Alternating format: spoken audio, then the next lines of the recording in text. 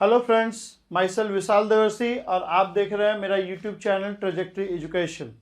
जो भी students IIT JAM, CSIR NET, GATE, JEST, TIFR या ग्रेजुएशन में पढ़ रहे हैं वो मेरा चैनल सब्सक्राइब कर सकते हैं। इसमें हम लोग फिजिक्स के कई सारे टॉपिक और मैथ्स का भी आगे चल के हम लोग डिस्कशन करेंगे। ठीक है, तो लास्ट क्लास में देखिए हम लोगों ने सुपरपोजिशन प्रिंसिपल पढ़ा था और हम लोगों ने देखा था कैसे हम लोग field due to a point charge और सुपरपोजिशन प्रिंसिपल दोनों को यूज करके किसी भी चार्ज कॉन्फ़िगरेशन का हम लोग इलेक्ट्रिक फील्ड निकाल सकते हैं। ठीक है, हम लोगों ने उसका थ्योरी पार्ट देखा था। आज हम लोग कुछ एग्जांपल्स लेंगे कि कैसे हम लोग सुपरपोजिशन प्रिंसिपल और field due two point charge, ये दोनों इंफॉर्मेशन को मिला के हम लोग किसी भी चार्ज डिस्ट्रीब्यूशन का फील्ड हम लोग निकालेंगे। ठीक है, मतलब पिछले बार हम लोगों ने देखा था कैसे निकाल सकते हैं और आज हम लोग एग्जाम्पल्स लेंगे। जो पिछले बार पढ़ा था हम लोगों ने उसका आज एप्लीकेशन करेंगे। ठीक है, मतलब बिना अप्लाई किए तो मतलब वो अधूरा ही है ना, सिर्फ ये डिस्कस करना कैसे होता है, मतलब वो फिर उसको अप्लाई करके रियल टाइम केसेस में तो जाके वो कंप्लीट होगा। तो आज हम लोग कई सारे चार्ज डिस्ट्रीब्यूशन देखेंगे जो फेमस चार्ज डिस्ट्रीब्यूशन है और उसके वजह से फील्ड हम लोग निकाला जाए। ठीक है, तो let's take the first example. Suppose करो let's find the field because of rod.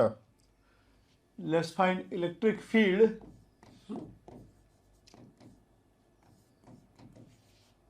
Due to,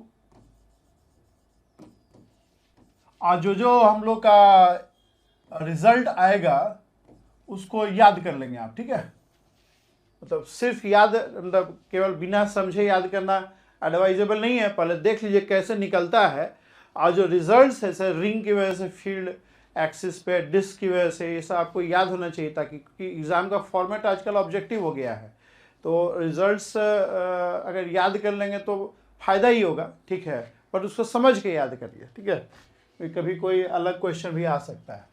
जैसे आपको रॉड दे दिया गया, let's say I give a rod, यही ले लेते हैं, ये रॉड है, इसका एक्सेल पोजीशन में निकाला जाए। This is rod. अब रॉड की वजह से दो जगह लोग फील्ड निकाल सकते हैं, एक तो इसके अलोंग द लेंथ, एक परपेंडिकुलर द लेंथ निकाल सकते हैं। तो पहले अलोंग द लेंथ निकाल लेते हैं, मतलब इस रॉड की वजह से, रॉड पे मान लो चार्ज क्यू है, suppose charge Q is distributed on the rod, rod के ऊपर you have charge q distributed, so linear charge density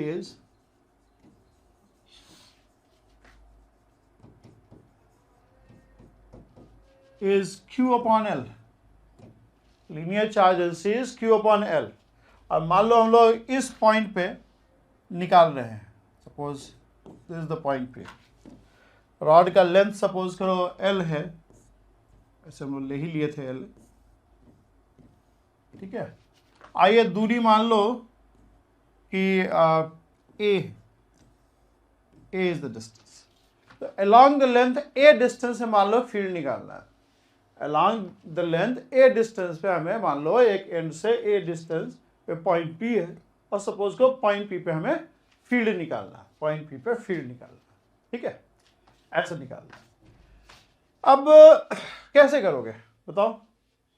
आपके पास क्या इंफॉर्मेशन है? आपके पास एक इंफॉर्मेशन है कि पॉइंट चार्ज की वजह से फील्ड क्या होता है, और दूसरा ये पता है आपको कि हम लोग सुपरपोजिशन प्रिंसिपल लगा सकते हैं, सुपरपोजिशन प्रिंसिपल लगा सकते हैं। तो एक काम किया जाए, रॉड का तो पता नहीं है, बट रॉड का एक ऐसा एलिमेंट लेते हैं जिसको हम लोग पॉइंट चार्ज ट्रीट कर सके। ठीक है, सपोज को पॉइंट पी से आर डिस्टेंस पे, पॉइंट पी से सपोज को आर डिस्टेंस पे एक dr लेंथ का एलिमेंट ले लिया जाए, dr लेंथ का रॉड का एलिमेंट ले लेता है। ठीक है, तो इस dr लेंथ पे कितना चार्ज होगा बताओ? dq will be lambda into dr, और lambda is q upon l। अगर यूनिफॉर्मली डिस्ट्रीब्यूटेड मान के चल रहे हैं तो, अगर यूनिफॉर्मली डिस्ट्रीब्यूटेड मान के चल रहे हैं, अब ये dr इनफाइनेटेसिमली स्मॉल एलिमेंट है, तो डी आर के ऊपर जो चार्ज है डी क्यू, उसको हम लोग पॉइंट चार्ज की तरह ट्रीट कर सकते हैं, उसको लोग पॉइंट चार्ज की तरह ट्रीट कर सकते हैं। तो इस डी क्यू की वजह से फील्ड क्या हो जाएगा, what will be D e will B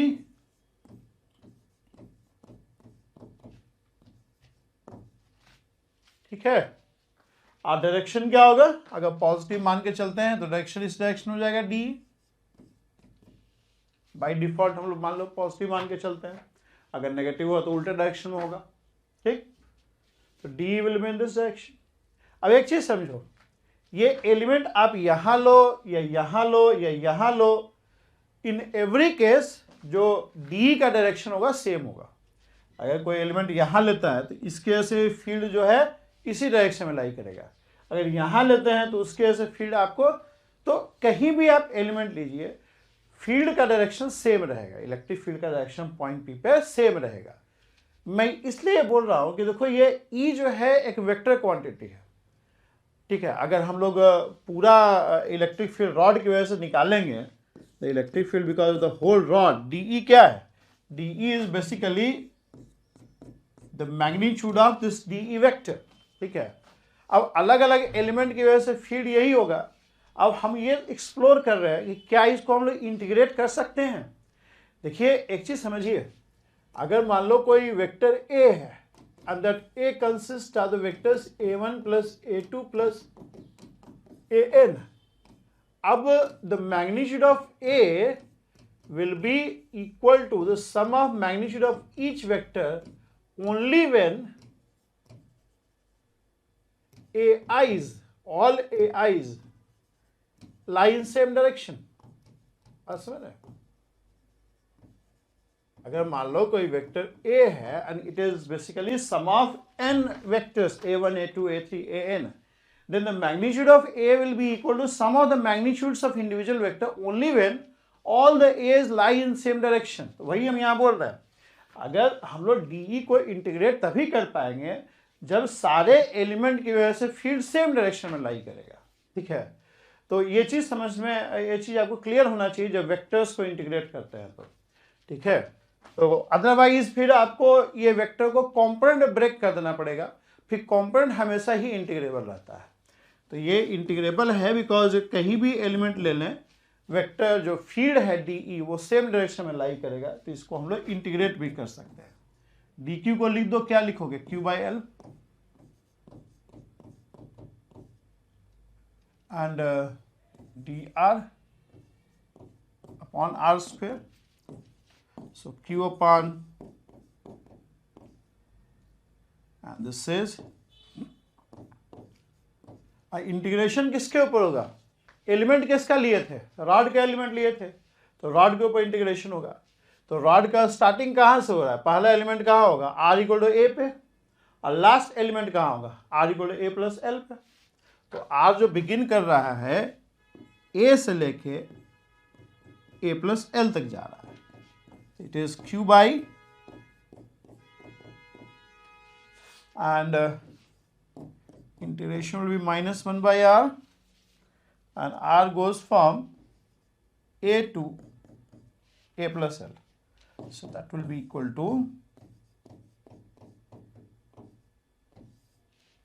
1 by A minus this. Or this can be written as Q upon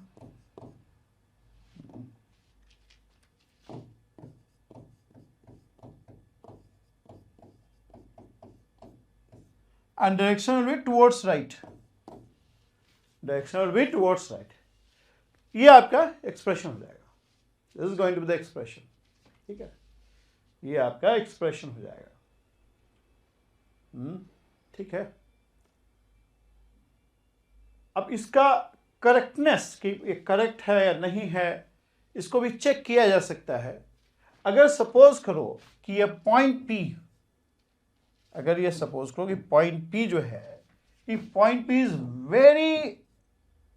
very at a very large distance from the rod. अगर मान लो point P जो है rod से बहुत ही दूर है, बहुत ही दूर है, उस केस में the rod will behave like a point charge.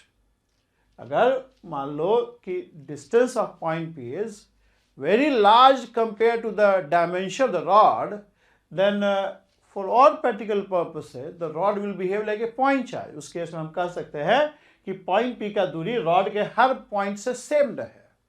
अगर मान लो A is very large compare to L, तो हम कह सकते हैं ना कि रॉड का एक एक पॉइंट जो है वो पी से बराबर दूरी पे है, क्योंकि ए बहुत लार्ज है एल के कंपेरिजन में। A is very large compare to L, तो रॉड का एक एक पॉइंट हम कह सकते हैं इक्वी डिस्टेंस है पॉइंट पी से। समझ रहे क्यों बोल रहे हैं? Because A is very very large compare to L. ऐसे केस में फील्ड क्या हो जाएगा at point P? It will be Q by 4 pi epsilon naught A square. वहां से आ रहा है, देखिए। अगर if a is very large, then this will be what?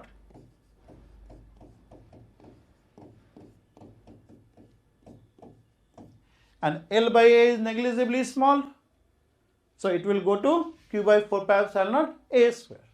तो ठीक है, स्पेशल केस में आपको ये जो पूरा एक्सप्रेशन है एक सही रिजल्ट दे रहा है, तो इससे थोड़ा सा चेकिंग तो हो ही जाता है ना। ठीक है, इससे चेकिंग हो जाता है कि नहीं? तो ये ठीक है। आप चाहें तो इसको याद कर लें, ऐसा बहुत फेमस तो नहीं है, लेकिन आप चाहें तो याद कर सकते हैं एज यू विश। तो हमने यहाँ पे रॉड की वजह से फील्ड निकाला है एक्सियल पॉइंट, मतलब एक्सियल पॉइंट मतलब अलोंग द लेंथ निकाल लिया है। अब हम लोग परपेंडिकुलर पॉइंट पे निकाला जाए। मान लो सेंटर से नहीं तो मतलब रॉड के परपेंडिकुलर कोई डिस्टेंस ले लें, इस पॉइंट बी पर निकालते हैं। ये करते हैं ज़रा, ठीक है, अलग पेज पे करते हैं। सपोज करो रॉड के एक्सियल पोजीशन पे हम लोग फील्ड निकाला जाए। एक्सियल, इक्वेटोरियल, क्या क्या लोग बोलता है, मतलब परपेंडिकुलर पोजीशन पे निकालता है। ठीक है, सपोज करो ये दूरी है ए पॉइंट, और एंड जो है उसको हम लोग एंगल से डिनोट करते हैं।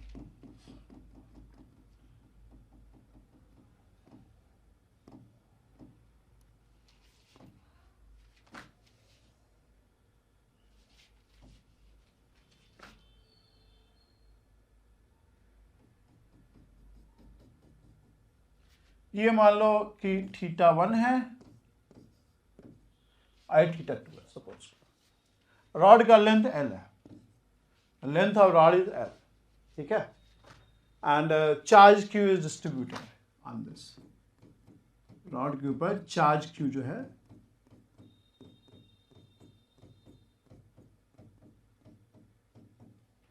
डिस्ट्रीब्यूटेड है, charge Q is distributed. So in that case charge per unit length lambda, which is also called linear charge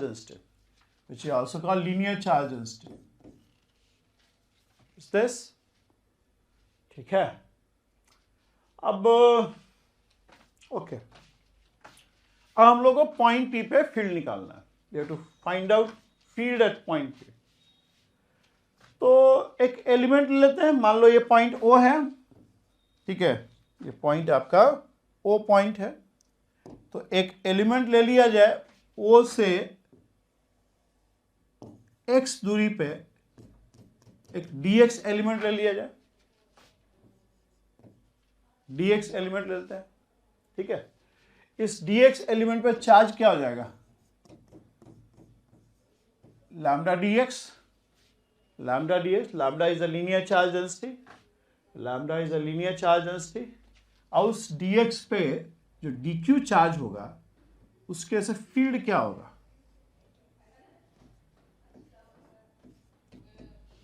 इसलिए फील्ड, ये डिस्टेंस कितना हो जाएगा?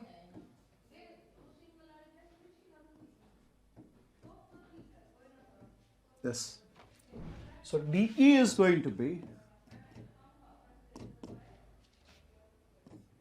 lambda dx, or let me write dq upon 4 pi epsilon not are square. R क्या है? A square plus X square, उसका square करोगे, ठीक है। अब एक चीज समझो, अलग अलग जगह एलिमेंट लोगे तो फील्ड का डायरेक्शन सब अलग अलग होगा, ठीक है। यहाँ फील्ड का डायरेक्शन ये हो जाएगा, तो अलग अलग एलिमेंट लेंगे तो फील्ड का डायरेक्शन अलग अलग डायरेक्शन में लाई करेगा। तो यहाँ पे आप मैग्नीट्यूड्स को इंटीग्रेट नहीं कर सकते हैं, यहाँ पे आप मैग्नीट्यूड को इसको ऐसे इंटीग्रेशन नहीं कर सकते। क्यों? क्योंकि ये अलग अलग एलिमेंट का फील्ड जो है अलग अलग डायरेक्शन में है। अगर मतलब फिर से वही बात है कि अगर मान लो सॉरी क्या मिट गया, पीछे पेज पे जाना है। अगर आपको a1 plus a2 plus a3 vector sum है तो इनका जो रिजल्टेंट का मैग्नीट्यूड जो है सम ऑफ इंडिविजुअल मैग्नीट्यूड तभी होगा जब ये सारे का डायरेक्शन सेम है। तो यहां तो होल्ड कर रहा था, बट यहां ये चीज ट्रू नहीं है। यहां पे जो है अलग अलग एलिमेंट का जो फील्ड का डायरेक्शन है वो डिफरेंट डिफरेंट डायरेक्शन में है। तो इनको ऐड मतलब integration is also a kind of addition, तो इनको आप इंटीग्रेट नहीं कर सकते। ऐसे केस में क्या करेंगे? ऐसे केस में आप एक काम करो, आप एक कोऑर्डिनेट सिस्टम इमेजिन कर लो एक्स वाई, ठीक है। ये कोऑर्डिनेट सिस्टम देखो, ये मान लो आपका थीटा है, ठीक है, तो ये भी आपका थीटा हो जाएगा। तो इसको आप वेक्टर फॉर्म में लिख दो, इसको आप वेक्टर फॉर्म में लिख दो। वेक्टर फॉर्म में लिखोगे तो क्या आ जाएगा? डी ई कॉस थीटा आई कैप, और जे कैप में नीचे जा रहा है ना, डी ई साइन थीटा, ये आपका डी ई है साइन थीटा जे कैप, ऐसा लिखा जाएगा, है कि नहीं? इस तरह से लिख देंगे हम लोग। अब इसको कॉस थीटा साइन थीटा को अगर आप डी ई डी क्यू को आप लैम्डा डी एक्स लिख दो,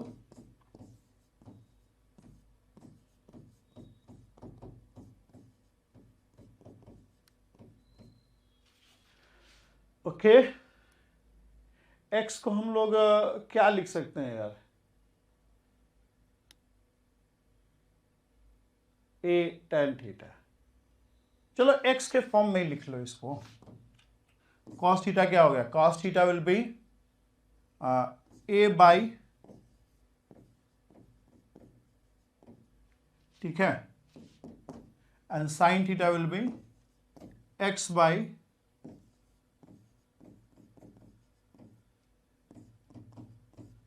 ठीक, और this will B lambda by 4 pi epsilon naught a dx upon, मतलब पूरा जो इलेक्ट्रिक फील्ड हो जाएगा dx अपॉन, ऐसे इंटीग्रेशन करना पड़ेगा आपको, इंटीग्रल 1 अपॉन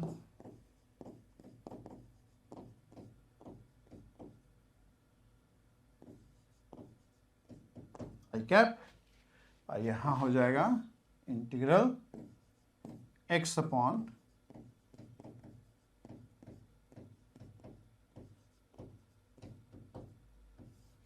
ठीक, ओके, ठीक है। अब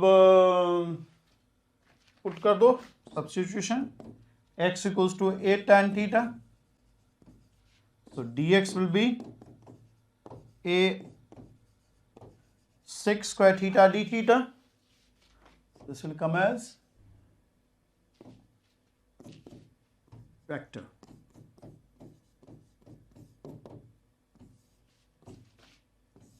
ये हो जाएगा a sec square theta d theta, और यहां क्या आ जाएगा? A cube 1 plus tan square theta sec square theta होता है, ठीक। यहां आ जाएगा आपका A tan theta A sec square theta D theta, और a cube, this is I cap, this is j cap. Okay, so this is going to be lambda upon 4 pi epsilon naught a, and here we have integral cos theta d theta I cap. And अच्छा, imagine, remember हम लोगों ने mid point नहीं लिया। Mid point लेते तो फिर तो सिंपल केस होता। मिड पॉइंट लेते तो उस केस में क्या था कि जो वर्टिकल कंपोनेंट होता वो कैंसिल आउट हो जाता, ठीक है। लेकिन हमने मिड पॉइंट नहीं लिया है, हमने एक जनरल पॉइंट ले लिया θ1 θ2 से। हम लोग एंड्स को रिप्रेजेंट कर रहे हैं, पर जनरल बात कर रहे हैं हम लोग, ठीक है। और इधर क्या हो जाएगा जी, tan थीटा sin थीटा हो जाएगा ना, tan theta by sec theta मतलब tan थीटा cos थीटा और sin थीटा।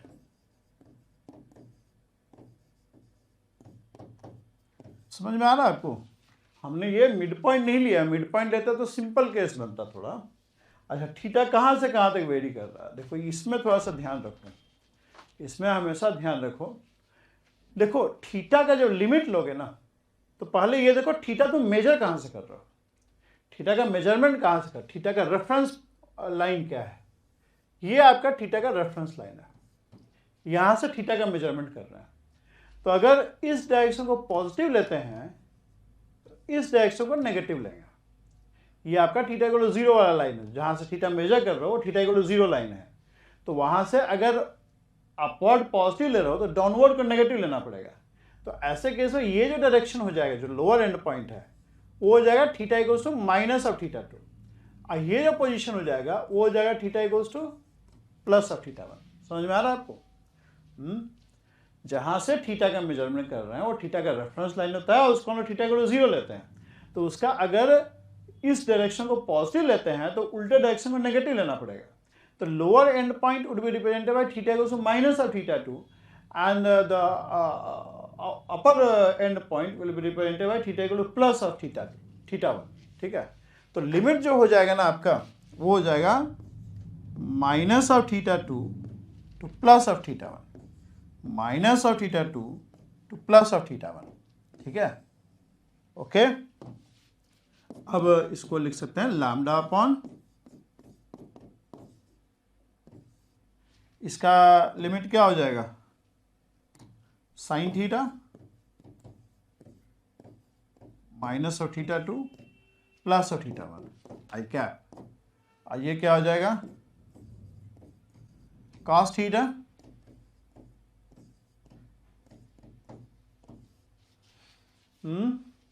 ठीक।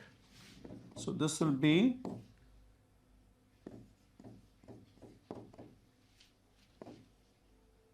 And sine θ1 minus 1 cap plus ही हो जाएगा एक तरह से I cap, and here it will be cos θ1 minus, yes, ये आपका रिजल्ट हो जाएगा। This is going to be the result, okay. This is going to be the result. अब आप देख सकते हो स्पेशल केस में इसको अप्लाई करके, अगर मान लो इफ सपोज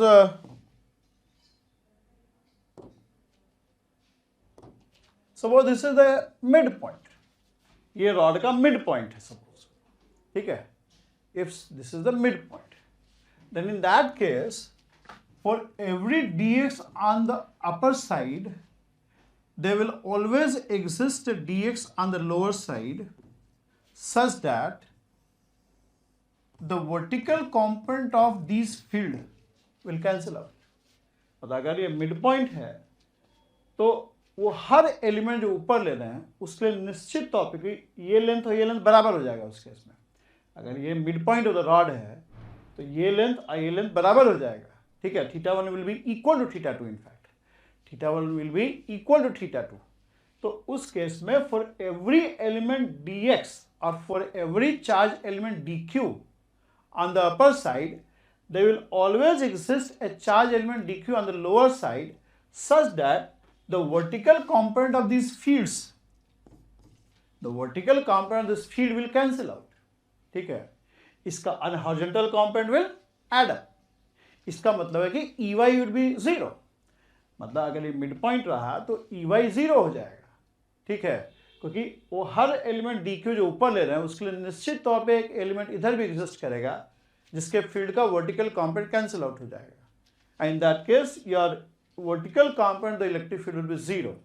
तो वो ये चीज़ आपको इस फार्मूला से भी आना चाहिए. ठीक है, ये देखो आप, अगर हम लोग मिड पॉइंट लेते हैं तो θ1 विल बी इक्वल टू θ2. अब उस केस में देखिए ये आपका 0 हो जाएगा, ये आपका 0 हो जाएगा और ये क्या आ जाएगा ट्वाइस ऑफ साइन θ1. ठीक है, मतलब अगर मिड पॉइंट लेते हैं तो your electric field will simply, अगर हम लोग वेक्टर फॉर्म में लिखते हैं तो it will be lambda of 4 pi epsilon naught a and twice of sine θ1 I cap X direction में होगा. और साइन θ1 क्या हो जाएगा, sine θ1 will be simply lambda upon 4 pi epsilon naught a मतलब 2 पाई हो जाएगा.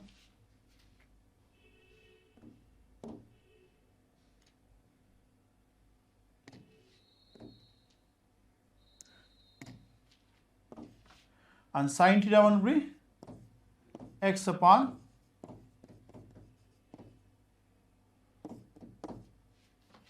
ठीक है, ऐसे लिखा जाएगा. ओके,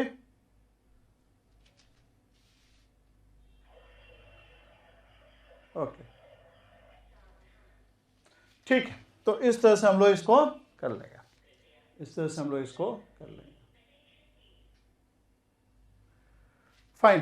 तो ठीक है, इसको आप चाहें तो याद भी कर सकते हैं मिड पॉइंट के लिए. तो अगर मिड पॉइंट पे होगा तो ये आपका इलेक्ट्रिक फील्ड का एक्सप्रेशन आ जाएगा. This is going to be the expression of electric field. ठीक है, तो रॉड के लिए हम लोगों ने निकाल लिया, रॉड के लिए हम लोगों ने फाइंड आउट कर लिया इलेक्ट्रिक फील्ड. ठीक है, अब एक और केस लेते हैं, रिंग का केस लिया जाए. Charge distributed on the ring और उसके एक्सिस पे हम लोग निकालते हैं field. Let's take the next case, that is electric field to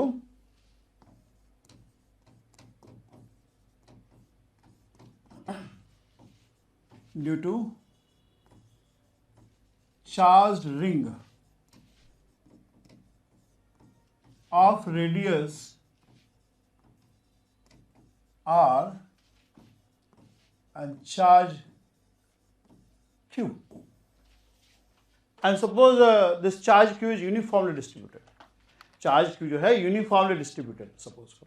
ठीक है, charge q is uniformly distributed. Okay, तो रिंग ले लिया जाए, एक ring, suppose this is your ring and this is the axis.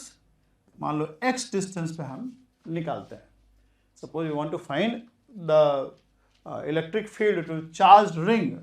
Ring के ऊपर चार्ज है, Q चार्ज यूनिफॉर्मली डिस्ट्रीब्यूटेड है, Q charge is uniformly distributed. So the linear charge density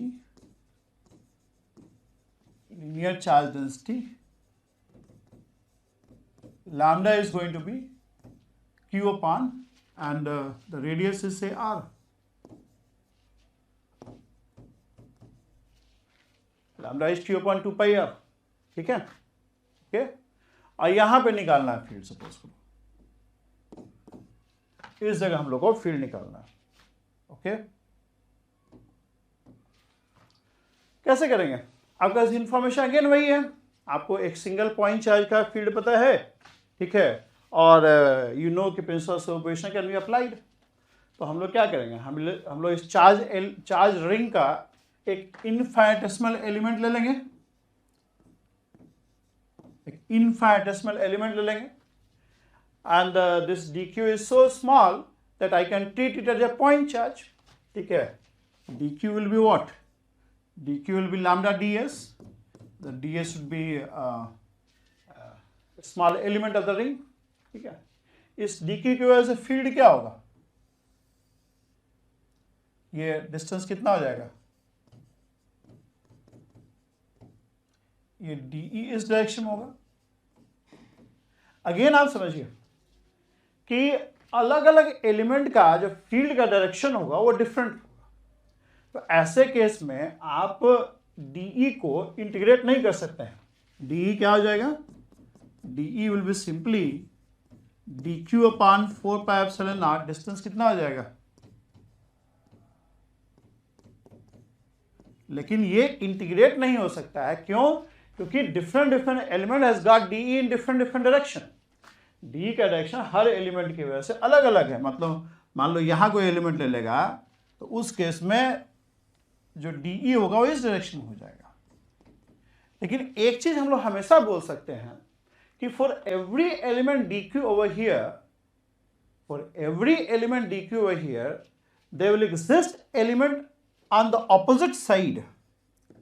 मतलब कोई भी dq एलिमेंट लेते हैं तो उसके कोरस्पोंडिंग एक ऑपोजिट साइड में dq एग्जिस्ट करेगा, such that the vertical component of this field will cancel out. मतलब ये मान लो थीटा है, ये भी थीटा हो जाएगा, तो इसका जो वर्टिकल कंपोनेंट होगा जो इस dq का, वो de sin थीटा अपवर्ड होगा। इसकी वजह से जो फील्ड आ रहा है इसका vertical de sin theta downward हो जाएगा। तो for every element dq over here, there exists element dq on the opposite side such that the vertical component will cancel out. Same thing will be true for these elements also. For every element dq over here, there will exist element dq over here such that the vertical component of the field will cancel out. और जो horizontal component है वो add up हो जाएगा। x के along, मान लो ये x है, ठीक है, x के along जो axis के along जो component है वो सब add up हो जाएगा। इसका मतलब है कि जो इलेक्ट्रिक फील्ड होगा that will B basically de cos theta, de cos theta सबका सेम डायरेक्शन में होगा। हॉरिजॉन्टल जो x के अलोंग जो कंपोनेंट है वो सभी एलिमेंट की वजह से जो इलेक्ट्रिक फील्ड का जो एक कंपोनेंट है वो सेम डायरेक्शन में होगा। तो इस कंपोनेंट को ऐड अप कर सकते हैं, और जो चीज ऐड हो सकता है वही इंटीग्रेट हो सकता है, ठीक है। तो चूंकि हॉरिजॉन्टल कंपोनेंट सबका सेम डायरेक्शन में है तो वो ऐड अप होगा या वो इंटीग्रेट हो सकता है। तो हम लोग किसको इंटीग्रेट करेंगे, जो चीज ऐड हो सकता है। तो हम लोग de cos थीटा को इंटीग्रेट करेंगे। de sin थीटा को इंटीग्रेट करें वो जीरो आ जाएगा, क्योंकि वो for every element over here there exist element on the opposite side such that their vertical component cancels out. So there is no point of integrating de sin theta, we know it is zero, ठीक है। सो de cos theta ये क्या हो जाएगा, lambda, this is dq 4 pi epsilon not, और cos theta क्या है, cos theta is x upon this, okay, so it is x। अच्छा ये dq को भी हम लोग लिख दें लैम्डा dx,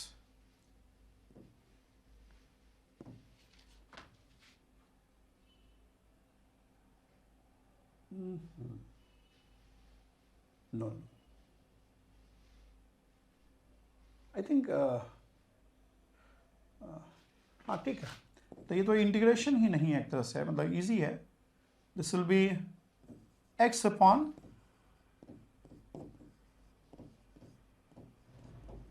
अब ये जो है integrand x upon 4 pi epsilon naught r square plus x square 3/2, ये तो सारे ही एलिमेंट के लिए सेम है, ठीक है।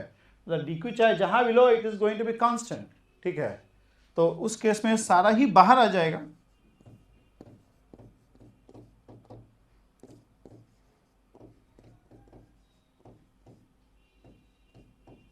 by 2 एंड ये इंटीग्रेट हो जाएगा। सो this will be simply qx upon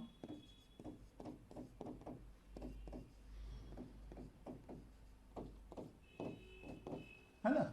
तो सिंपल एक्सप्रेशन आ गया ये तो, कि electric field will simply qx upon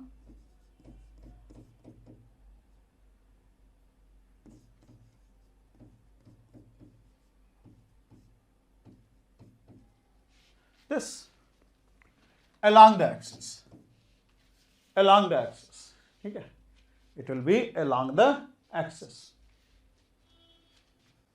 समझ में आ रहा है?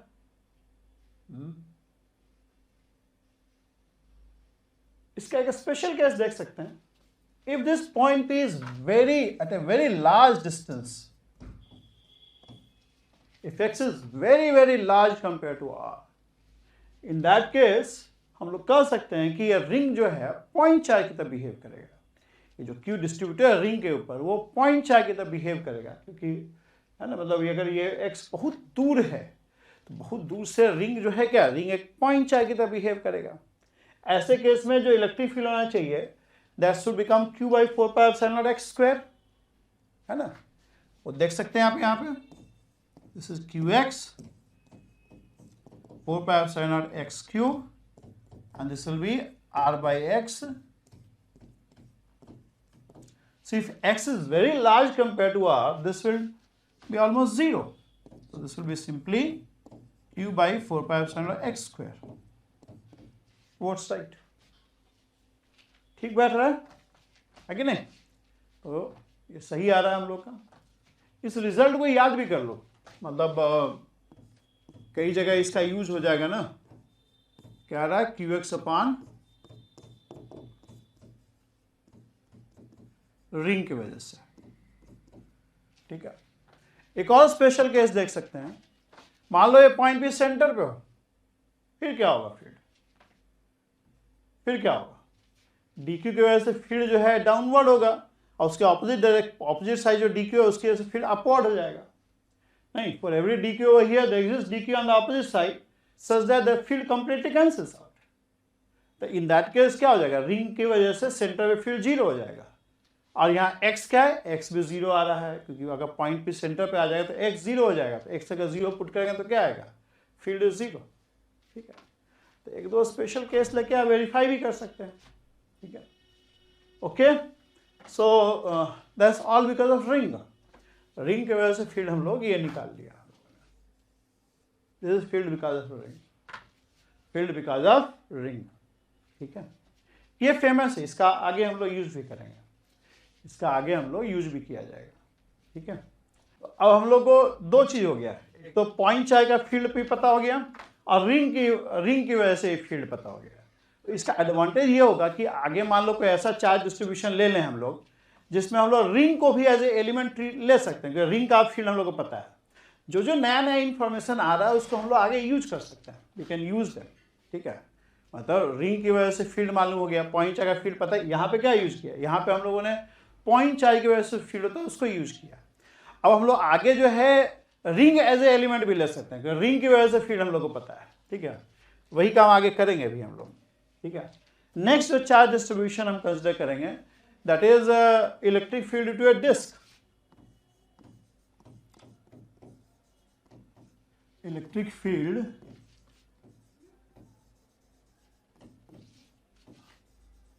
Due to disc. मान लो आपको डिस्क दे दिया है, ये डिस्क है ऑफ रेडियस r. ठीक है, डिस्क ऑफ रेडियस r और उस पर मान लो चार्ज q यूनिफॉर्मली डिस्ट्रीब्यूटेड है. अब डिस्क क्या है, 2 डायमेंशनल ऑब्जेक्ट है, disc is 2 dimensional object. So in that case the surface charge density would be how much. पहले तो था कि 1 डायमेंशनल रिंग वगैरह था ना, कर्व था. अब डिस्क ले लिया हमने तो सरफेस पे डिस्ट्रीब्यूटेड है मान लो चार्ज q, तो surface charge density sigma would be q upon pi R square. ठीक है, x डिस्टेंस पे आपको मान लो निकालना है फील्ड, x डिस्टेंस है फील्ड निकालना है. अब यहाँ पे हमारे पास इंफॉर्मेशन अधिक है, हमें पॉइंट चार्ज का भी पता है और अभी हमने रिंग का भी निकाला है, तो रिंग का भी हम लोग को इलेक्ट्रिक फील्ड पता है. तो अब हम लोग थोड़ा बड़ा एलिमेंट ले सकते हैं. हम लोग डिस्क को रिंग से बना हुआ देख सकते हैं, अलग अलग रिंग से बना हुआ देख सकते हैं. We can take element of the disk in the form of ring because we also know the field because of ring now. ठीक है, हम लोग डिस्क का एक एलिमेंट ले सकते हैं रिंग के तरह. We can take element of disc in the form of ring, in the form ring of what, ring of say radius r and thickness dr। ये इसलिए हम कर पा रहे हैं क्योंकि हमारे पास अब रिंग की वजह से फील्ड निकालने का फार्मूला अवेलेबल है। We can take a ring of radius r and thickness dr। So what will be area of this ring? Area of this ring will be d of pi r square, that is 2 pi r dr, that is 2 pi r dr, or you can say area of the ring will be simply pi, and if you neglect this dr square term, it will come as 2 pi r dr। एक बार ये निकाल के इसको याद भी रखिए कि ring of radius R and thickness D R, इसका एरिया जो हो जाएगा 2 पाई आर डी आर हो जाएगा, इसका एरिया शेडेड पोर्शन है ना उसका एरिया। ठीक, so what will be d q, charge on the ring, charge on the ring is going to be sigma d s, that is 2 pi sigma r d r. अब ये charge on the ring हो गया। अब ये x distance centre of the ring से x distance पे point P है, इसका फार्मूला तो हम लोग को पता है ना, फार्मूला हम लोग को मालूम है, ये फार्मूला है, इसका यूज कर लो हम लोग। ये रिंग का चार्ज मान लो कैपिटल Q है तो एक्सिस पे ये इलेक्ट्रिक फील्ड होता है, ये हम लोग को पता है। ठीक है, तो हम लोग क्या हो जाएगा, d e will be due to this ring, इस रिंग की वजह से जो इलेक्ट्रिक फील्ड होगा d e, it will be q x, मतलब d q x upon 4 pi था जी, 4 पाई था, 4 पाई एप्सिलॉन। हमको याद नहीं है फार्मूला सब, याद करने पे हम जोर नहीं देते, हमको तो एग्जाम देना नहीं है। अब डी क्यूब पुट कर दो, ये टुवर्ड्स राइट हो जाएगा ना, टुवर्ड्स राइट ये हो जाएगा,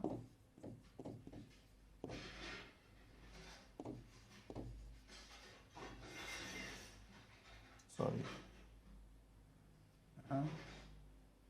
डी आर अपॉन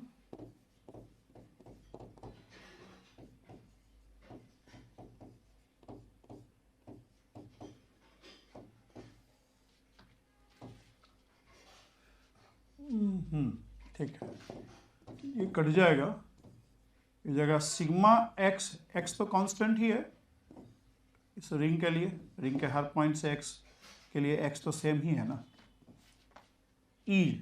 अब ये इंटीग्रेट हो जाएगा क्योंकि चाहे आप ये एलिमेंट कहीं भी लो, direction of field will be in the same direction. मतलब आप अलग अलग रिंग एलिमेंट लो, सबका ही फील्ड जो है टुवर्ड्स इंक्रीजिंग एक्स है, तो चूंकि सभी रिंग एलिमेंट का फील्ड सेम डायरेक्शन में है तो ये फील्ड इंटीग्रेट हो सकता है, I can integrate this field. ठीक है, तो ये क्या हो जाएगा, this will be are d are. और एक गलती हो गया है, ये कैपिटल आर नहीं होगा, रिंग तो रिंग का रेडियस स्मॉल आर है ना,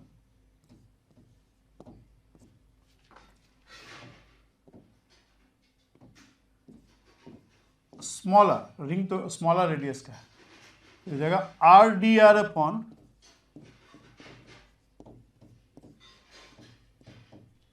ठीक है। अब आर का पहला रिंग एलिमेंट कहाँ होगा, आर टेंडिंग टू 0 पे, और लास्ट वाला कैपिटल आर पे हो जाएगा। तो अब इसको इंटीग्रेट कर दो, इंटीग्रेट करने के लिए कैसे क्या करोगे, आर को ले लो आप x tan theta, d r क्या हो जाएगा x sec square theta D theta, integral r upon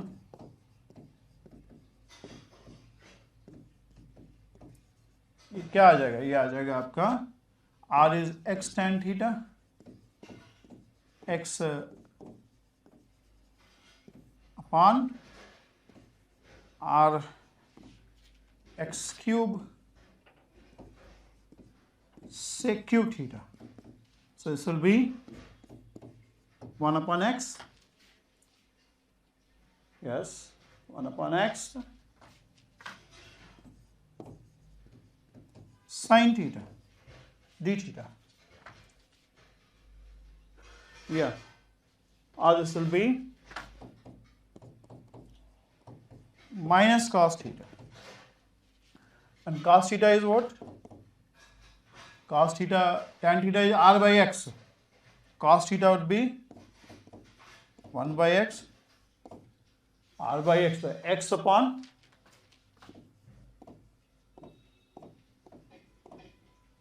ये हो गया ना small r, sorry small r, तो x x कट जाएगा, ये आ जाएगा आपका sigma x by 2 epsilon not, integral क्या आ गया -1/0 टू कैपिटल R, ये आ जाएगा आपका sigma x upon 2 epsilon not and 1/x minus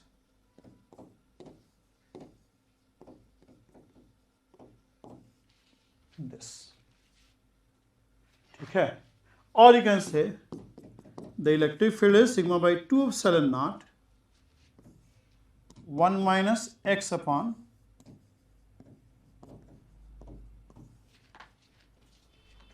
that's going to be the electric field. That's going to be the electric field. इसको हम लोग चाहें तो x by r square plus x square क्या है, तो आप बेहतर तरीके से लिख सकते हैं x by,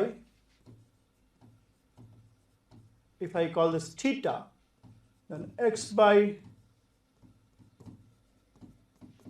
is cos theta. So I can say this is equal to electric field is sigma by 2 epsilon naught 1 minus cos theta. 1 minus cos theta. ठीक है, अब सिग्मा क्या है? Sigma is nothing but it is q upon 2 pi epsilon naught r square 1 minus cos theta.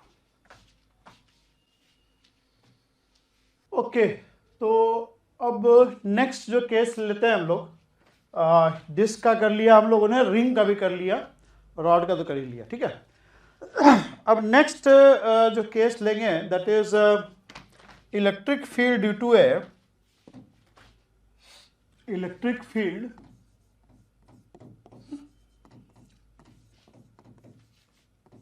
due to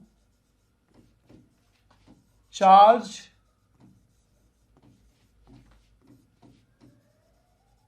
spherical shell, say of radius r,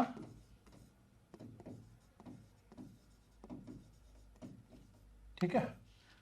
We are finding electric field to a charged spherical shell. मान लो charge Q distributed है shell के surface पे. If suppose charge Q is distributed over the shell. अच्छा, ये जो electric field shell की वजह से है, गॉस लॉ ऑफ इलेक्ट्रोस्टैटिक्स से बहुत इजीली निकल जाएगा. ठीक है, इंटीग्रेशन से थोड़ा डिफिकल्ट होगा, लेकिन हम लोग अभी गॉस लॉ ऑफ इलेक्ट्रोस्टैटिक्स नहीं पढ़े हैं, तो इंटीग्रेशन से निकाल के आपको हम बता दे रहे हैं. ठीक है, एक बार देख लीजिए, समझ लीजिए कैसे निकलता है. आपको पता होना चाहिए कि इंटीग्रेशन से भी निकल सकता है.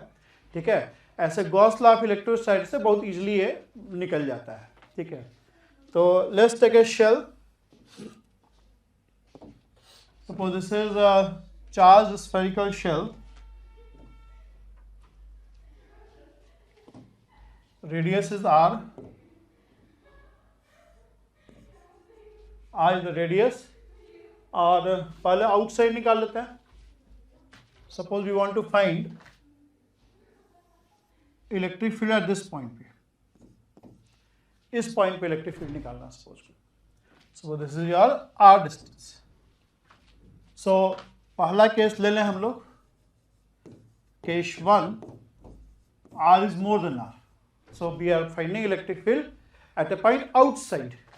मान लो Q is distributed over the surface.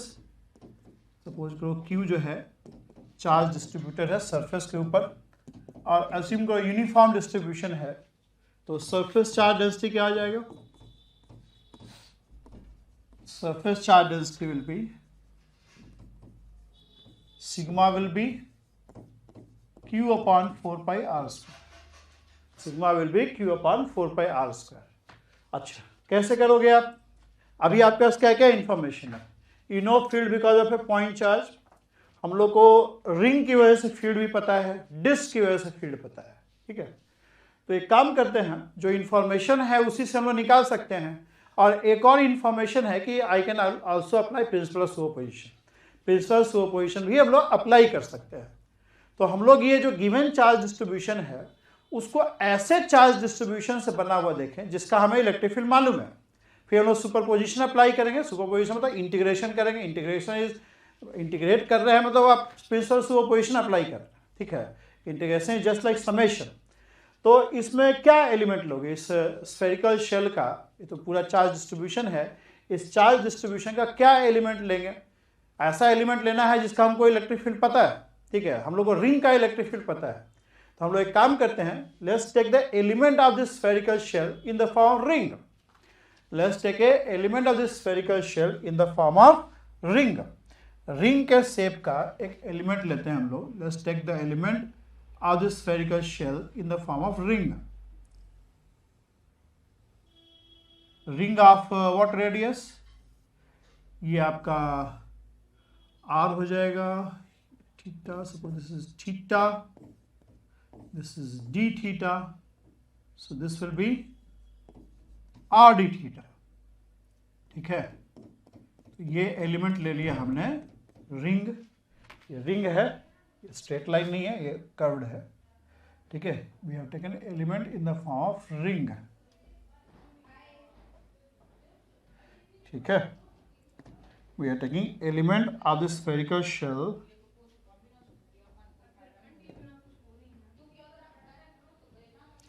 in the form ring, ठीक है। इस रिंग का एरिया क्या होगा? What will be area of this ring? Radius क्या होगा? Radius will be r sin theta. So the area of the ring would be 2 pi r sin theta into r d theta, or you can say it is 2 pi r square sin theta d theta. और dq क्या आ जाएगा? dq is going to be sigma ds. So this is 2 pi r square sigma. sigma क्या लिखोगे? q upon 4 pi r square sign theta D theta. तो D Q आपका आ जाएगा, ये कट जाएगा, ये आ जाएगा q by 2 sine theta D theta, ठीक है। ये आपका चार्ज हो जाएगा रिंग के ऊपर। This will charge on the ring, ठीक। अच्छा, ये पॉइंट पी रिंग का सेंटर से कितना दूरी पे है? पॉइंट पी जो है रिंग का सेंटर से कितना दूरी पे है?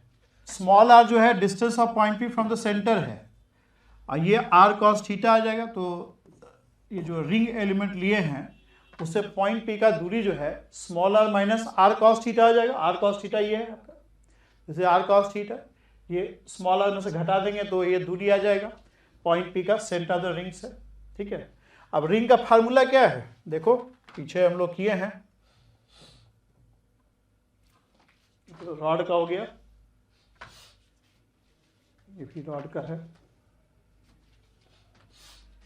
ये फार्मूला है qx upon 4 pi epsilon naught r square plus x square t by 2, where q is the charge on the ring and x is distance of the point p from the center of the ring. कर लेते हैं इसको हम लोग। जो ring का electric field है वो क्या है? qx upon 4 pi epsilon naught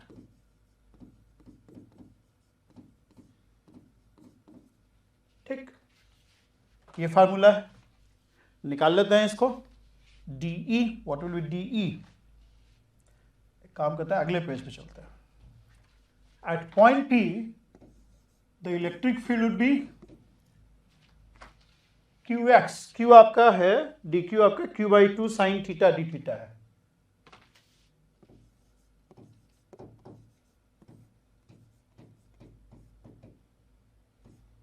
ये फार्मूला था ना, आर स्क्वायर प्लस, बताओ यहां लिख देते हैं,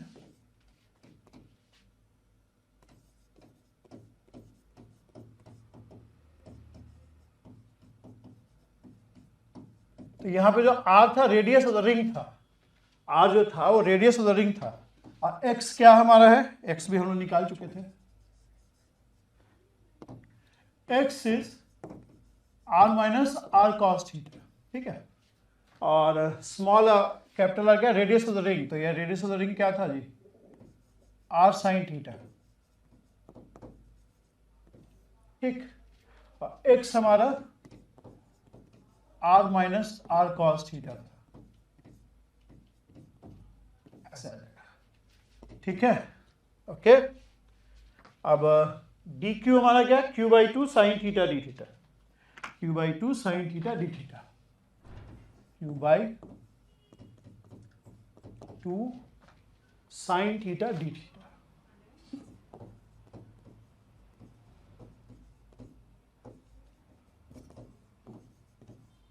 ओके। अब अंदर वाला ओपन कर लें एक बार हम लोग, ये ओपन करोगे तो क्या आएगा, r square sine square theta, r square cos square theta minus two r r cos theta, तो ये हो जाएगा r square plus capital r square two r r cos theta. इसको लिख दो यहाँ पे, this is r square plus r square minus two r r cos theta. अब देखो स्मॉल आर कैपिटल आर तो सब फिक्स ही है ना, सारे एलिमेंट के लिए जो distance of the point p from the center of the sphere is going to remain same, ये सब कांस्टेंट है, capital r is constant of integration, small r is also constant of integration. अच्छा, अब DE को हम लोग integrate कर सकते हैं क्या, उसके पहले हमें चेक करना पड़ेगा कि अलग अलग एलिमेंट का जो डीई है क्या वो जुड़ रहा है। देखिए इस रिंग की वजह से जो डीई का डायरेक्शन होगा वो कुछ ऐसा होगा, मतलब जो भी एलिमेंट लेंगे आप रिंग के फॉर्म का, उस सभी का फील्ड सेम डायरेक्शन में होगा, means their fields are additive, ठीक है। तो जो चीज़ जुड़ सकता है वही इंटीग्रेट हो सकता है, जो चीज़ जुड़ सकता है वही इंटीग्रेट हो सकता है, मतलब ये इंटीग्रेट हो सकता है। So electric field will be simply integral of d e, so that is 8 pi epsilon naught integration r minus r cos theta sine theta D theta upon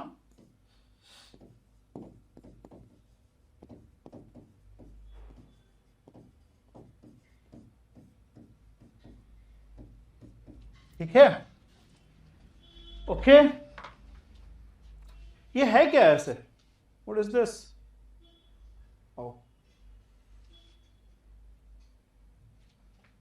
ये this is say capital r right, this is small r,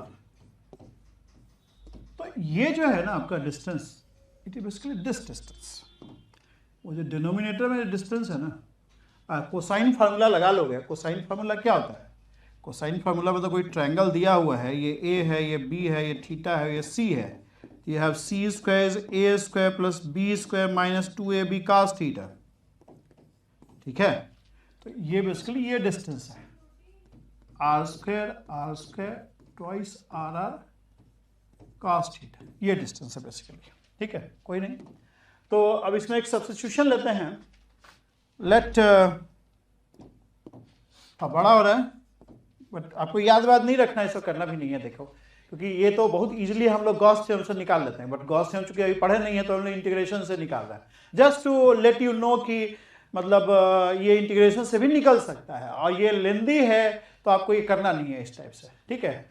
तो हम आपको बस ये बताना चाहते हैं कि ये बहुत लेंदी है, और the best way is to find it by Gauss law, ठीक है। But let's do it so that we realise कि it is lengthy and not a good way of finding electric field to what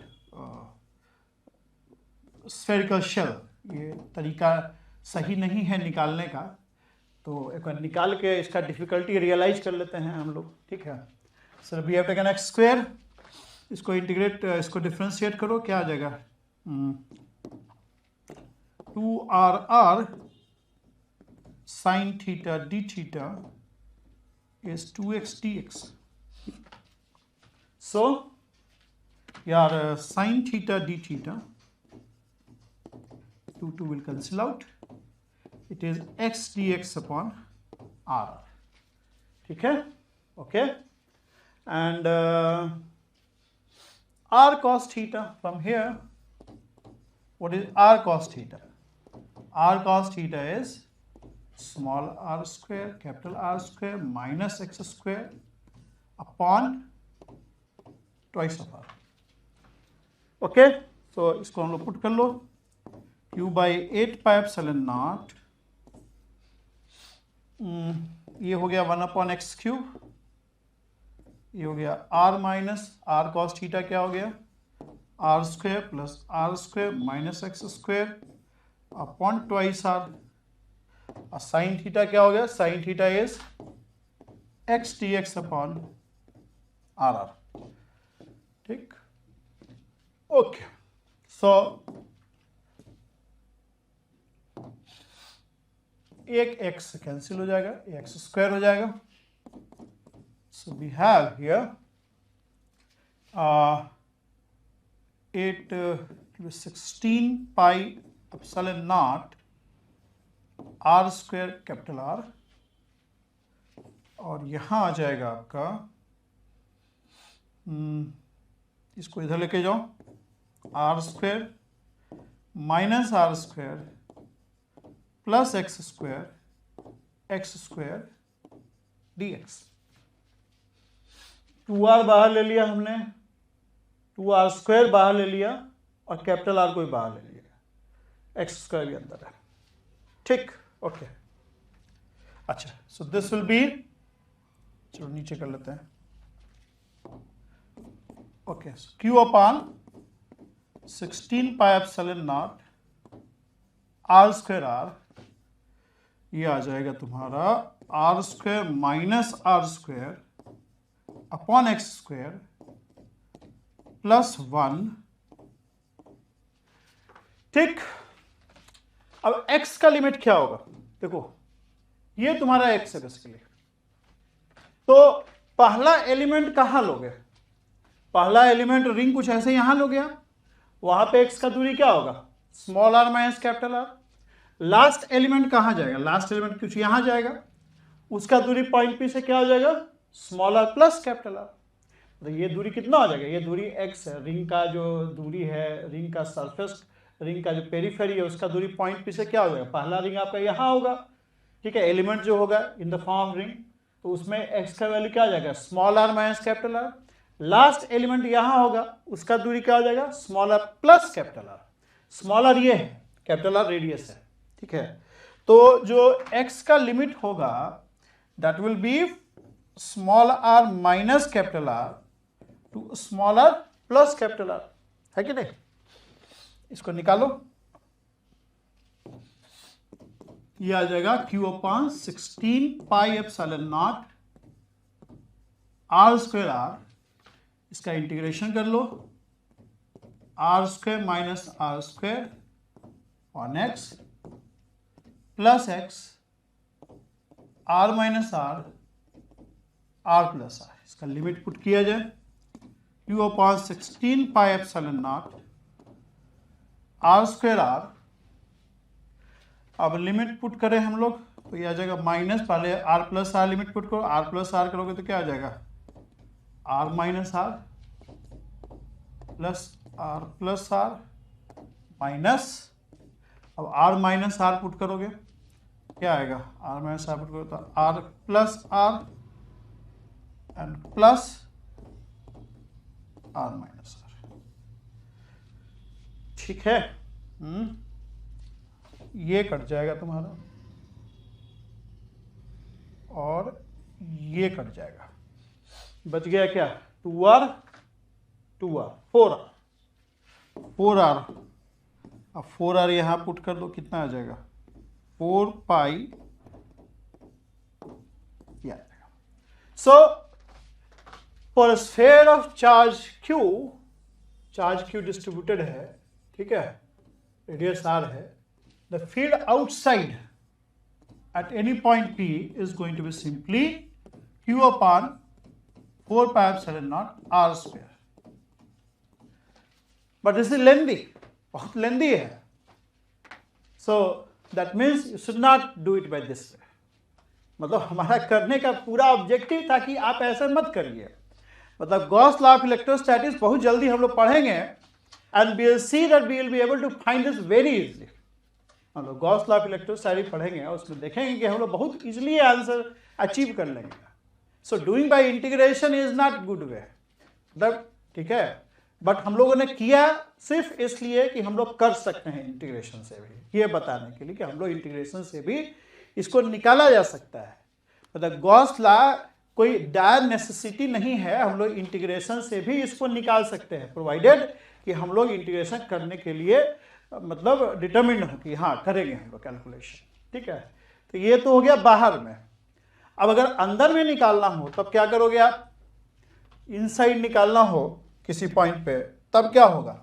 आपको मान लो point पे यहां दिया हुआ है, ठीक है, ये आपका आर है, ठीक है.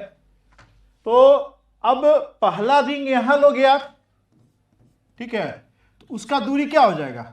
उसका दूरी हो जाएगा पॉइंट पी से उसका दूरी हो जाएगा आर माइनस आर. और लास्ट एलिमेंट यहां लेंगे, उसका दूरी पॉइंट पी से क्या हो जाएगा? That will be total distance will be r plus r. ठीक है, यहां भी यही किए थे ना हम लोग. यहां भी हम लोगों ने पहला एलिमेंट का दूरी पॉइंट पी से small are minus capital r था और लास्ट एलिमेंट का दूरी था small r plus capital r. तो अगर पॉइंट अंदर में लेंगे सब कुछ तो यही रहेगा आपका, लेकिन इस पॉइंट पी से पहला एलिमेंट का दूरी हो जाएगा small capital r minus small r, क्योंकि अब स्मॉल आर ये है, small r is distance of point p from the center, तो ये दूरी हो जाएगा capital r minus small r. Capital r आपका रेडियस ऑफ स्फीयर है और लास्ट एलिमेंट का दूरी capital r plus small r हो जाएगा. इसी में हम लोग कर लेते हैं, अलग से करने का क्या जरूरत है, यहीं पे हम लोग निकाल लेते हैं.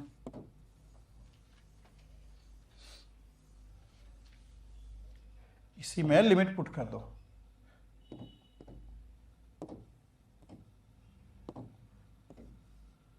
ये हो गया, sorry, r minus r, r plus r put करो. इसको क्या आ जाएगा? Q by 16 pi epsilon not.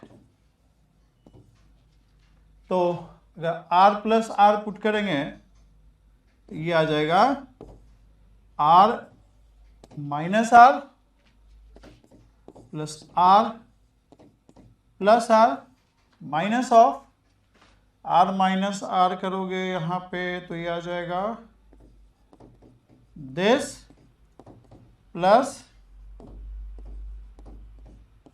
This. अब ये कट जाएगा, ये कट जाएगा और इनफैक्ट ये 2r बनेगा और यहां माइनस 2r होगा, दोनों 2r कैंसिल आउट हो जाएगा. ये आंसर आ जाएगा 0. That means the electric field inside the spherical shell is 0. Electric field inside the spherical shell is 0. ठीक है, आउटसाइड क्या होगा? Outside it will be q upon 4 pi epsilon naught r square, where r is distance of point p from the center, और जो inside होगा field वो 0 होगा. Spherical shell के वजह से जो आउटसाइड पॉइंट है उसके उस पॉइंट पे इलेक्ट्रिक फील्ड हो जाएगा और स्फेरिकल शेल के अंदर जो फील्ड है वो आपका 0 हो जाएगा. ये रिजल्ट याद भी रखिए, ठीक है. और ये रिजल्ट देखो हम लोग काफ़ी कठिन तरीके से निकाले हैं. हम लोग गॉस लॉ पढ़ेंगे तो बहुत इजीली ये रिजल्ट हम लोग को मिल जाएगा, बहुत इजीली, मतलब 2-3 लाइन में, ठीक है, इमीडिएटली मिल जाएगा. और रिजल्ट फेमस है, इसको याद रखिए. This result is famous, remember it. ठीक है, कुछ कुछ केसेस है जैसे रिंग का याद रखो, इसका याद रखो, डिस्क का चाहो तो याद रख सकते हो. डिस्क का तो एक सही फॉर्मेट पे आपको हम दे भी दिए रिजल्ट ताकि इजीली रिमेंबर हो जाए. ठीक है, तो इसको हमने देखो अच्छे फॉर्म में लिख दिया है. ये sigma by 2 epsilon naught 1 minus cos theta, where theta is this. Easily rememberable form में है वो. ठीक है, और स्फेरिकल शेल का भी हो गया। अब एक लास्ट में बच गया है सॉलिड स्फेयर। ये spherical shell the hollow sphere हो गया ना। अब एक केस रह गया सॉलिड स्फेयर का, वो भी कर ही लेते हैं। वो भी गॉस लॉ से बहुत इजीली हो जाएगा, बट अभी हम लोग गॉस लॉ वाले चैप्टर में नहीं है, हम लोग तो पहला चैप्टर में है इलेक्ट्रिक फील्ड एंड पोटेंशियल, तो उससे भी करके एक बार देख लेते हैं। ठीक है, we are finding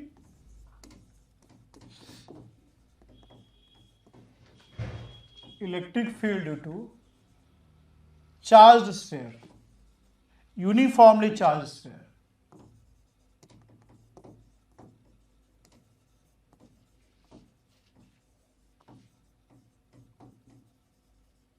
Uniformly charged sphere.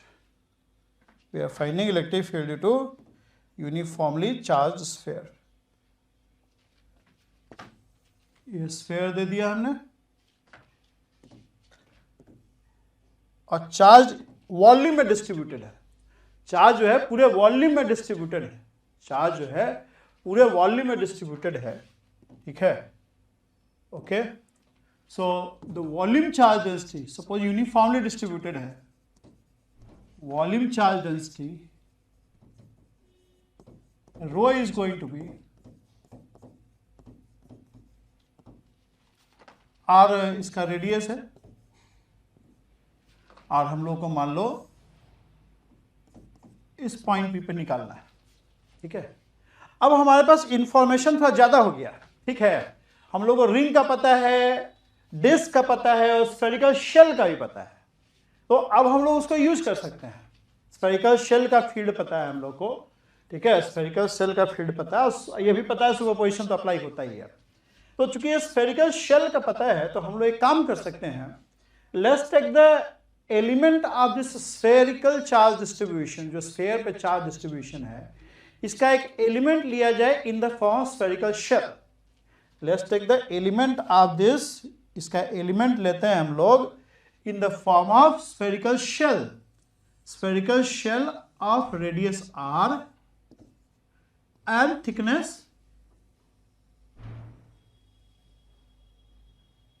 dr। Spherical shell of radius r and thickness dr। पहले हम लोग बाहर निकालो। Case 1, suppose we want to find field outside, inside वाला केस भी देख लेंगे। ठीक है, तो हम लोगों ने क्या किया, क्योंकि हम लोग को स्फेरिकल शेल की वजह से फील्ड का एक्सप्रेशन मालूम है, तो हम लोग इस जो चार्ज डिस्ट्रीब्यूशन है उसका एक एलिमेंट ले रहे हैं इन the form sphere of radius r and thickness dr। ठीक है, इस स्फेरिकल शेल का वॉल्यूम क्या हो जाएगा, volume will be d of 4/3 pi r cube. So this is 4 pi r square dr। ठीक है, तो इस पे चार्ज कितना हो जाएगा, dq, that will be rho d tau। So this will be 4 pi rho r square dr। और इस स्फेरिकल शेल की वजह से पॉइंट P पे फील्ड कितना होगा, अभी हम लोग निकाले हैं फार्मूला इसका। स्फेरिकल शेल की वजह से पॉइंट P पे फील्ड क्या हो जाएगा, what will B DE। DE जो हो जाएगा, it will B DQ upon 4 pi epsilon naught r square. ठीक है, इन रेडियली आउटवर्ड डायरेक्शन। अब सारे ही स्फेरिकल शेल की वजह से फील्ड तो रेडियली आउटवर्ड डायरेक्शन में ही होगा ना। जो भी एलिमेंट लेंगे स्फेरिकल शेल के फॉर्म का, तो पॉइंट P पे field will be in radially outward direction. इसका मतलब है कि सारा ही फील्ड सेम डायरेक्शन में है। इसका मतलब है कि इसको हम लोग चाहें तो इंटीग्रेट कर सकते हैं। ठीक है, तो चूंकि सेम डायरेक्शन में सारे एलिमेंट की वजह से है, तो आप डायरेक्टली इसको इंटीग्रेट कर सकते हैं। और dq क्या दिया हुआ है, 4 पाई रो r square dr upon 4 pi epsilon naught r square. ठीक है, ओके। तो 4 पाई कट जाएगा, r स्क्वायर कट जाएगा, ये क्या आ जाएगा, रो by epsilon not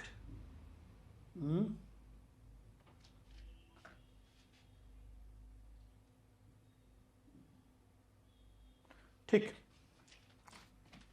integral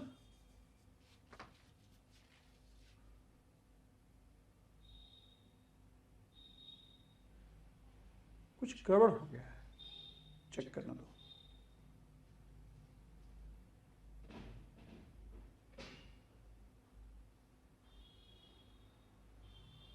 dq is rho d tau, rho it is this, ठीक है, 4 pi epsilon naught r square, 4 pi epsilon naught r square, ठीक है।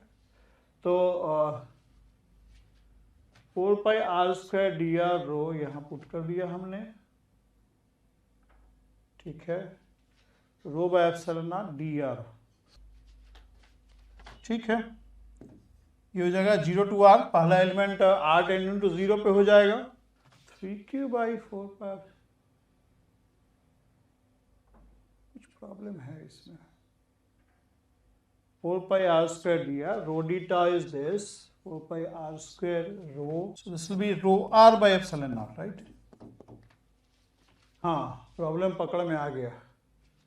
देखो हम लोगों ने ना सेम वेरिएबल ले लिया है, यहाँ भी r ले लिया, यहाँ भी r ले लिया, ये गड़बड़ किया हम लोगों ने, यहाँ भी r ले लिया, इसको भी r ले लिया, तो ये नहीं चलेगा, ये गड़बड़ हो जाएगा। एक काम करो, तभी एब्सर्ड रिजल्ट आ रहा था। ये x लो और ये dx लो तुम, ठीक है, ये हो जाएगा x, ये हो जाएगा x स्क्वायर, ठीक है, ये dx हो जाएगा। अब सही है भाई, क्या कुछ गड़बड़ आ रहा है, इसको हटाओ।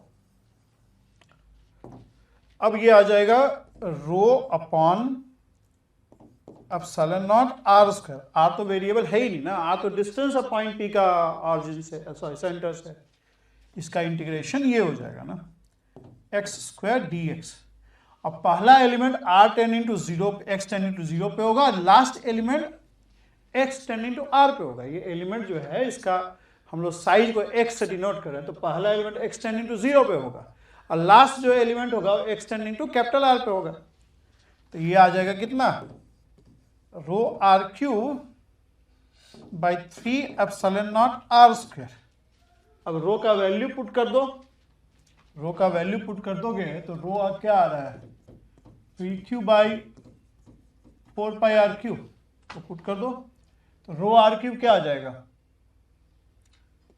3q upon 4 pi upon 3 epsilon naught r square, तो ये 3 3 कट जाएगा, it will be simply 4 pi epsilon naught r square. ठीक, ये आपका हो जाएगा field outside due to sphere. This is the field outside, this is the field outside, outside का field ये हो जाएगा। ठीक है, अब अगर कोई इनसाइड पॉइंट पे फील्ड निकालना है तो कैसे निकलेगा, मान लो यहां पे फील्ड निकालना, ठीक है, यहां पे फील्ड निकालना, तो ऐसे केस में वो सारे, मतलब अब तो तुम्हारा आर ये हो गया ना, now this is your r. अब P जो है पॉइंट इन द इंटीरियर है, तो वो सारे स्फेरिकल जो एलिमेंट लिया है हमने, spherical shell of radius x and thickness dx, spherical shell of radius x and thickness dx, तो वो सारा एलिमेंट जिसका x लेस देन r है वो तो फील्ड में कंट्रीब्यूट करेगा पॉइंट P पे, बिकॉज इन सारे एलिमेंट के लिए P जो है आउटसाइड पॉइंट हो जाएगा। बट वो सारे एलिमेंट जिसका x ग्रेटर देन r है वो कंट्रीब्यूट नहीं करेगा, क्योंकि उन स्फेयर्स के लिए, उन एलिमेंट्स के लिए P जो है इंटीरियर पॉइंट हो जाएगा, और स्फेरिकल शेल के अंदर के पॉइंट पे फील्ड 0 होता है। बात समझ में आ रहा है आपको? अगर पॉइंट P जो है, अब हमारा केस ये है, case is r is less than r।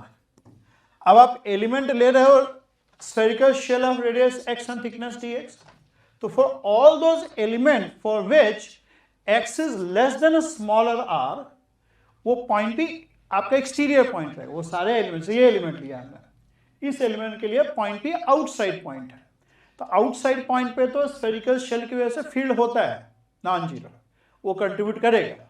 लेकिन अगर कोई एलिमेंट ऐसा यहां ले लेंगे हम, मान लो, तो इस एलिमेंट के लिए जो पॉइंट P है वो इंटीरियर पॉइंट है, और इंटीरियर पॉइंट पे स्फेरिकल शेल जो है कोई भी इलेक्ट्रिक फील्ड में उसका कंट्रीब्यूशन नहीं होता, क्योंकि इंटीरियर पॉइंट पे field because spherical shell is 0। ठीक है, यानी सिर्फ वही एलिमेंट कंट्रीब्यूट करेंगे पॉइंट पी पे जिसका x less than equal to r है। तो ऐसे केस में जो आपका लिमिट आएगा ना वो 0 टू स्मॉल r हो जाएगा। लिमिट जो है वो 0 टू स्मॉल r हो जाएगा, 0 टू कैपिटल R नहीं होगा, क्योंकि सारे एलिमेंट कंट्रीब्यूट नहीं करेंगे। वो सारे एलिमेंट जिनका रेडियस स्मॉल r से छोटा है या बराबर है वही कंट्रीब्यूट करेंगे। तो ये आ जाएगा rho upon epsilon naught r square, और ये क्या आ जाएगा r³/3, यानी ये हो जाएगा रो r/3 एप्सिलॉन, रो r/3 एप्सिलॉन। इसको अगर चाहें तो आप q के फॉर्म में कर लीजिए, क्या आ जाएगा q/3q/4πr³ पुट कर दोगे ना तो ये आ जाएगा 3 कट जाएगा, ये आ जाएगा। ठीक है, ऐसे आ जाएगा। ठीक है, so this is all about your electric field to different charge configuration. Next class में कुछ सवाल लेके आएंगे, उसको करेंगे, लेकिन लास्ट में थोड़ा सा हम रिकैप कर देते हैं, एक जगह पर लिख देते हैं ताकि आपको याद करने में इजी रहे। ठीक है, रॉड की वजह से एक्सियल पोजीशन पे जो है ये रॉड है, ए दूरी पे फील्ड क्या था,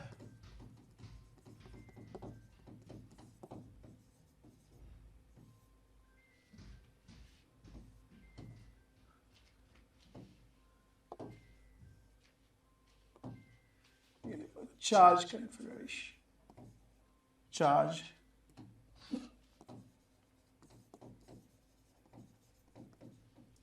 तो पहला के रॉड ले लिया, रॉड के एक्सियल पोजीशन पे क्या था, रिजल्ट याद नहीं है, एक्सियल पोजीशन पे ये था q/4πε0 a plus l, q/4πε0 a plus l।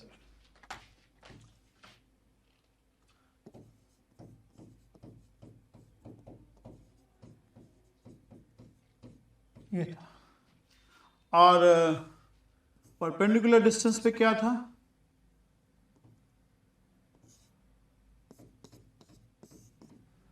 अगर ये θ1 लेते हैं और θ2 लेते हैं तो परपेंडिकुलर डिस्टेंस पे था हमारा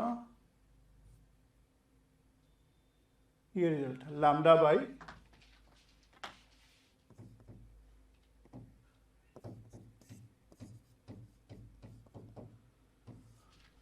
λ/4πε0 sin θ1 प्लस sin θ2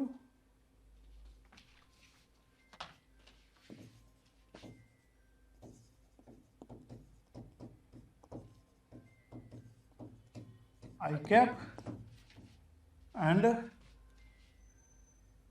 cos θ1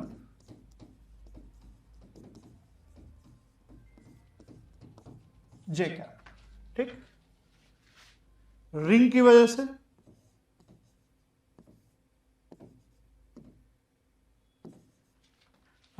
से था हमारा qx/,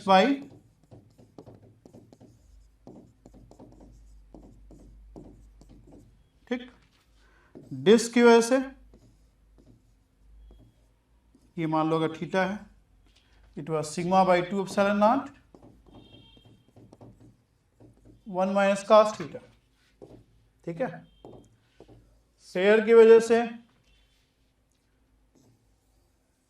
स्फेरिकल शेल की वजह से, मतलब ये था q/4πε0 r² for r greater than r and 0 for r less than r।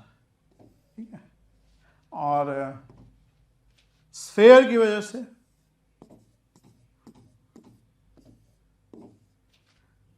बाहर में q/4πε0 r² और इनसाइड का पॉइंट पे ये था।